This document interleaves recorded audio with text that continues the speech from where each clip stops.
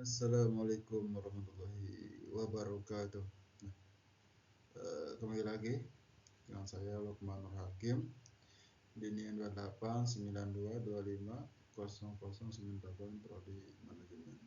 Nah, dengan Ibu dosen pengampu Ibu Winasari Kusuma Ningtyas SIF SEMM, yang mana kali ini saya akan melaksanakan tugas ujian akhir semester dalam mata kuliah manajemen logistik yang bertema atau berjudul sistem manajemen logistik. Dalam sistem manajemen logistik ini ada kegiatan logistik yang dimulai dari kegiatan pengumpulan bahan, pengangkutan dari pengumpulan bahan, ya, menyimpan bahan yang baru maupun yang akan datang. Selain itu, termasuk juga kegiatan pengepakan atau pendistribusian bahan kepada bagian yang membutuhkan, sesuai dengan kebutuhan masing-masing. Dalam kegiatan pengaturan aturan manajemen terhadap kegiatan tersebut, ya. Nah, hal-hal ini bisa terwujud apabila ada suatu sistem yang mampu mengontrol atau mengkoordinir kegiatan logistik secara terpadu dalam perusahaan. Dalam kali ini saya akan membahas tentang manajemen logistik dengan segala sesuatu yang memiliki keterkaitan, ya. Di sini pengertian sistem informasi manajemen logistik, yang mana sistem manajemen logistik adalah merupakan segala usaha untuk mencapai tujuan logistik yang telah dibuat dan ditentukan sebelumnya. Tujuan logistik itu apa? Tujuan logistik ini dalam sistem logistik dapat berbeda-beda.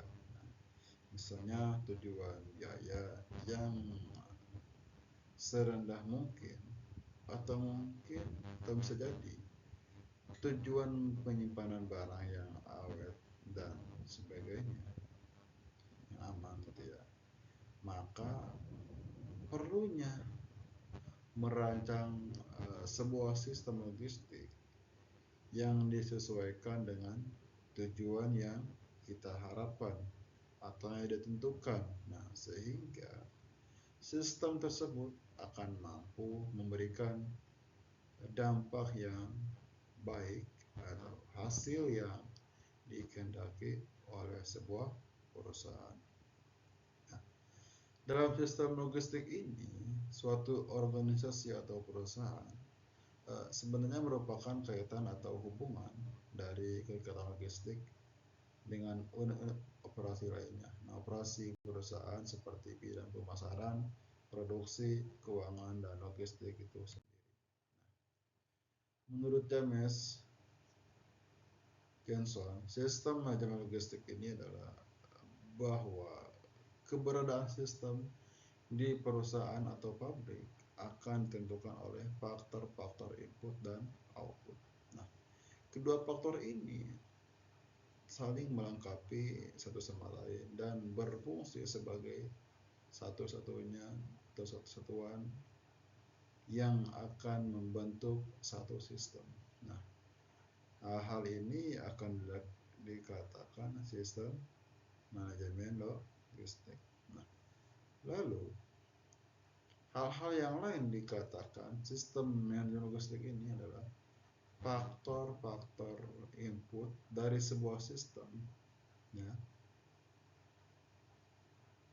yang mana bahan mentah atau bahan baku atau suku cadang dan komponen lain yang mendukung. Mempengaruhi kegiatan logistik itu ada struktur industri, yang mana struktur industri ini ada kawannya gitu, ada temennya, ada pasar yang dituju, peraturan pemerintah, strategi bersaing, keadaan perekonomian, manajemen penyediaan, dan kebiasaan pembeli. Dalam faktor sistem logistik ini, operasi perusahaan dari dalam dan luar organisasi perusahaan sangatlah mempengaruhi kegiatan logistik, karena kegiatan ini tidak bisa berdiri sendiri saja ya, melainkan harus selalu mempertimbangkan kepentingan bagian lain. Nah, perusahaan yang melakukan efisiensi logistik akan berdampak keuntungan dalam biaya dan biasanya. Faktor sistem ini faktor-faktor yang harus diperhatikan dalam sistem terpadu organisasi ataupun perusahaan. Nah, pertama, pengumpulan. Nah, pengumpulan ini yaitu sebuah barang atau jumlah barang dari bagai barang yang ditunjuk guna penjualan kepada akhir konsumen. Ya. Yang kedua yaitu penyimpanan. Ya. Kegiatannya itu untuk berkonsentrasi pada penyimpanan barang. Nah, fungsi penyimpanan biasanya disebar di antara perusahaan di dalam kelompok. Nah, yang ketiga yaitu transfer. Nah, suatu mekanisme transformasi dari suatu atau beberapa macam barang yang harus diubah bentuknya secara fisik guna menunjang transaksi. Ya. Yang keempat yaitu ada penyebaran. Penerapan produk yang disesuaikan dengan jenis, klasifikasi pada tempat tertentu dan waktu yang tepat. Yang kelima yaitu pembiayaan, yang mana anggaran ini atau anggaran keuangan yang harus dikeluarkan oleh perusahaan guna melaksanakan kegiatan logistik. Ya. Biaya logistik di perusahaan BNN mungkin ya. Yang keenam, komunikasi. Nah, penyampaian ide, konsep, gagasan, informasi ke arah hasil yang diharapkan, maka komunikasi terus berlanjut sehingga menghasilkan produk yang bagus, ya. Barang transfer disesuaikan dan disimpan dalam menghadapi perubahan transaksi di masa mendatang. Unsur dari sistem manajemen itu ada beberapa unsur ya, ada 5 unsur. Yang pertama yaitu satu, struktur fasilitas, transportasi, ketersediaan, komunikasi, dan pengelolaan dan penyimpanan. Struktur fasilitas jaringan ini atau ya, yang dipilih merupakan suatu hal yang sangat fundamental bagi hasil akhir logistik. Nah, jaringan ini atau fasilitas ini suatu perusahaan merupakan kegiatan kemana dan melalui apa material suku cabang mana dan barang jadi atau diangkut. Nah, tujuan dari perencanaannya ini yaitu baik meliputi fasilitas, pabrik, gudang, dan toko-toko pengecer ya, seleksi terhadap alternatif lokasi yang unggul dapat memberikan keuntungan yang kompetitif karena efisiensi logistik dapat dicapai dengan baik. Terus transportasi. Nah, sistem logistik memandang kegiatan transportasi ini dengan 4 faktor yang memang peran yang cukup penting, yaitu biaya, kecepatan, pelayanan, dan konsentrasi. Biaya transportasi merupakan pembayaran yang harus digunakan untuk mengganti balas jasa pengangkutan barang yang telah dikeluarkan. Nah, faktor kecepatan ini merupakan waktu yang dibutuhkan guna menyelesaikan suatu tugas. pengangkutan di antara tempat atau asal barang ke tempat tujuan yang dikehendaki. Nah, faktor-faktor ini yaitu kecepatan untuk dikaitkan dengan kondisi barang. Nah, yang dipindahkan agar jarang sampai terjadi kerusakan. Lalu faktor pelayanan merupakan suatu kegiatan servis yang diberikan terhadap barang perusahaan selama dalam kegiatan memindahkan barang. Nah, pelayanan atau servis berasal dari berbagai pihak ya, seperti perusahaan, pengangkutan barang, karyawan, dan membawa atau petugas yang berhubungan dengan alat transportasi dengan pelayanan yang terbaik. Nah, diharapkan tidak mendamakan biaya transportasi. Nah, lalu konsistensi pelayanan merupakan hal yang cukup penting ya di bidang transportasi. Maka kemampuan transportasi tidak konsisten maka akan terjadi kemacetan operasional. Nah, rutin perusahaan pemerintahan ini ya sih mempengaruhi ketersediaan ya, dan persediaan bahan baku, persediaan suku cabang, yang persediaan bahan jadi ya, itu. Maka secara ini harus dipertimbangkan. Nah, kedua adalah persediaan. Nah, secara teori dapat mengadakan jumlah ketersediaan yang sama dalam kurun waktu tertentu ya. Akan tetapi bisa menerapkan jumlah persediaan yang berlainan di setiap kurun waktunya. Nah, ya. Jumlah persediaan yang selektif akan mengkaiti 5 faktor ya. Yang pertama, kualitas mutu kebiasaan pemakai ya, budaya. Yang kedua, kualitas produk yang dihasilkan perusahaan. Yang ketiga, penyatuan kegiatan transportasi untuk memilih transportasi dari perusahaan atau menyewa alat transportasi dari perusahaan pengakuan umum atau pengangkutan umum yang resmi atau keduanya. Yang keempat yaitu kegiatan gerakan pesaing perusahaan. Yang kelima, persediaan dana yang disampaikan untuk kegiatan persediaan bahan baku, suku cabang, dan barang jadi. Adapun ada komunikasi, yang mana komunikasi ini harus dilakukan menyeluruh dalam suatu komunikasi yang berjalan di antara semua bagian perusahaan. Kelemahan dan pelaksanaan komunikasi ini menimbulkan banyak permasalahan ya. Hal ini bisa terjadi karena komunikasi merupakan cara penyampaian untuk sumber emosi, ide, konsep, gagasan, dan pihak satu pihak lain. Nah, kecepatan arus informasi ini juga berkaitan langsung dengan integrasi dan keberadaan struktur fasilitas kegiatan transportasi, kebijakan jumlah persediaan, pengelolaan, dan penyimpanan.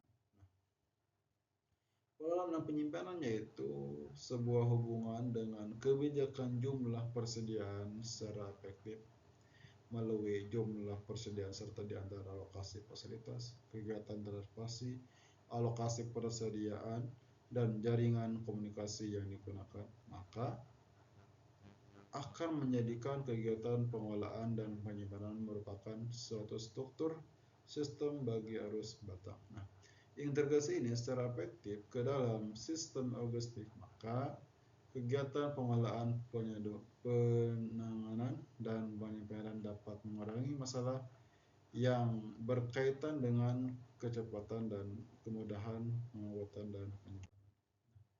Adapun kinerja perusahaan, nah kinerja aktivitas logistik harus mampu menghasilkan laba ya, untung optimum bagi perusahaan. Nah, melalui pelayanan yang baik, maka pada pengeluaran mewujudkan Preshock menetapkan komponen ukuran kinerja yaitu. Nah, berdasarkan definisi tersebut, kinerja logistik dapat diukur oleh 3 komponen penting yaitu ukuran kapabilitas, ketersediaan, dan mutu Sedangkan siklus total kerja adalah kemitu waktu yang bisa diukur dalam suatu hari. Nah, inilah kita bisa lihat di tabel ini, mulai dari penapan pesanan sampai dengan kiriman diterima pelanggan, dan dalam negosiasi basic siklus tersebut diukur dari saat order masing-masingnya. Pihak logistik harus mampu melaksanakan 4 elemen penting, yaitu penyerahan pesanan, memproses pesanan, memenuhan pesanan, dan angkutan pesanan sesuai dengan gagasan yang ditemukan. Adapun kinerja perusahaan ini adalah elemen persediaan produk biasanya diukur secara rinci ya melalui lebih belajar berdasarkan ukuran beberapa kali terjadi pemasaran karangan. Rata-rata tidak ada stek pesan rata-rata persentase persediaan, namun pesanan, frekuensi pesanan ulang, dan memenuhi pemasangan ulang. Nah, para faktor ini mutu dapat diaktifkan atau aktivitas logistik bisa disebabkan karena kesalahan pengiriman atau produk rusak atau pengiriman yang gagal atau yang jelek. Jika hal ini terjadi, bisa menyebabkan tidak kecapainya proses perusahaan. Selain memperhatikan berbagai pengalaman, perusahaan juga harus mempertimbangkan antara ongkos dan pelayanan logistik, yang mana pelayanan logistik ini mempengaruhi terhadap laba perusahaan. Nah, dalam kondisi tertentu, masalahnya yang harus dicapai oleh perusahaan yaitu bagaimana strategi dan cara agar mendapatkan selalu untung besar di berbagai ongkos atau ya ongkos. Nah, agar selisihnya menjadi positif ya. Dengan kata lain, agar menjadi laba yang berguna untuk membangun perusahaannya, maka pelayanan terhadap bisa dilakukan secara konsisten. Ada beberapa jenis metode yang berkirim mutu banyak tuh di khusus pengiriman barang dari produser ke konsumen sehingga tidak membutuhkan titik antaran seperti gudang dan negotiation center. Biasanya barang-barang ini yang dikirim barang yang mudah rusak ya dalam jumlah besar kemasan. Nah, di sini kita bisa lihat penerapan barang bisa menjadi lebih sibuk karena jumlah pengiriman dari reklamasi yang harus ditangani dengan cepat.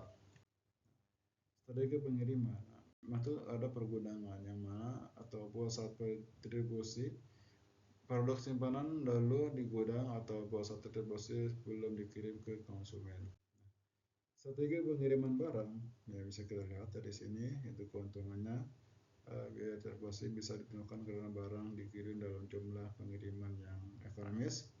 Adapun tantangannya itu bertambahnya kemungkinan rusak barang karena proses benangan yang lebih banyak dan menyimpan dengan lebih lama.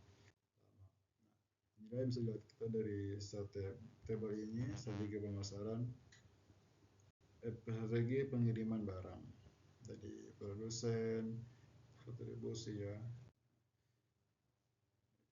Proses pengiriman barang ini dari berbagai sumber pengiriman barang, kemudian dikelompokkan lagi menuju lokasi pengiriman dapat memerlukan fasilitas penyimpanan sementara. Strategi ini banyak dilakukan oleh produser bahan pokok, Kroll jelas berbagai pengiriman barang. Nah, di sini kita bisa lihat dari tabel yang mana tantangan itu bisa membutuhkan investasi awal berupa teknologi informasi untuk mendukung data real time ya, seperti menerapkan realistis data intelijen ya. Oke, hanya ini saya sampaikan, semoga bermanfaat. Ya, kurang lebihnya mohon maaf. Wassalamualaikum warahmatullahi wabarakatuh.